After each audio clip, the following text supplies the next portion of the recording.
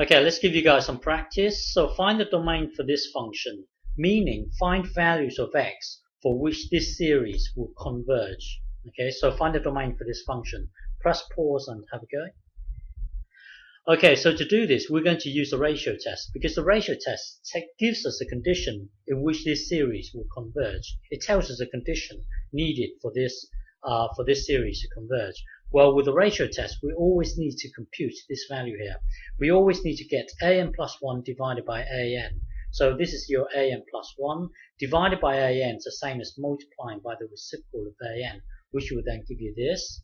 And then if you look at this block here, all it's doing is that it's going to be 1, negative 1, 1. It's just going to oscillate between 1 and negative 1 and so on. And when you take the absolutes, you can pretty much ignore this block here. Ignore this block, and then visualize this as 2 to the power of n times 2. So that's this for this one here, and then visualize this as x to the power of n times x.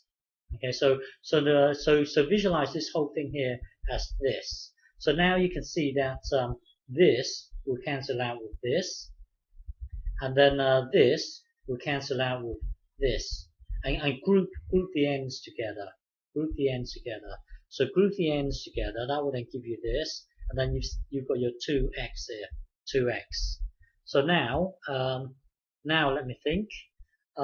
So from here, remember, absolute of a times b, that's the same as abs a times abs b. So do this.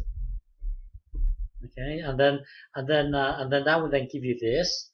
And remember, n is moving from Remember, n is moving from whatever 0 or 1, I can't remember, to infinity. N will always be positive. So when you take an absolute of something that's always positive, you can pretty much ignore the absolute sign here.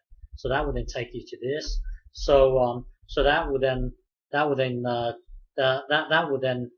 take us to here. Okay, so hang on. So with the ratio test, we always need to compute this value here, an plus 1, and then divided by an.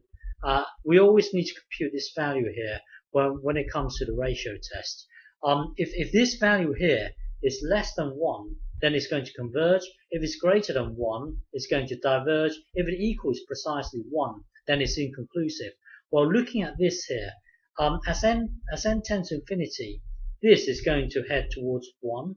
It's going to head towards 1. So for you to create a scenario in such a way that this thing here will be less than 1, then you require this to be less than 1, because we are trying to make this thing here, we are trying to select values of x for which this whole thing here will be less than 1, because the condition for the ratio test is that if this whole thing here is less than 1, then it's going to converge. So we want to make this to be less than 1.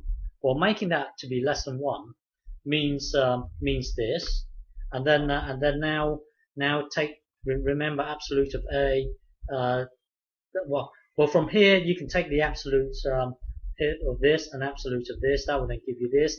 Absolute of the number positive 2 will always be a 2, so you can ignore the absolutes here. So this thing here becomes this. So now from here you can rewrite it as this. You can rewrite it as this. So now times divide both sides by 2. That will then give you this. You see, it converges when x is strictly less than a half, and when x is strictly greater than negative a half. So what that means is this. We started out by trying to determine the domain for this function. We needed to compute this value here.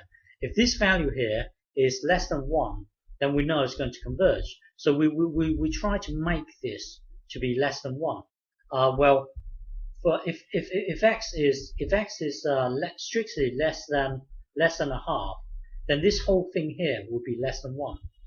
If x is strictly larger than negative a half, then this whole thing here will be less than 1, meaning it will converge. So far, anything in this interval here, the whole series will converge. So but then when x is dead on a half, when x is dead on a half, then this value here will be equal to 1. Now when it comes to the ratio test, if this thing here equals 1, then it's inconclusive. It could diverge, it could converge. It's inconclusive. So we need to check a half and negative a half manually, which we will do in the next video. But so far, anything in between here, the series will converge. Okay, but in the next video, we're going to check dead on a half and dead on negative a half.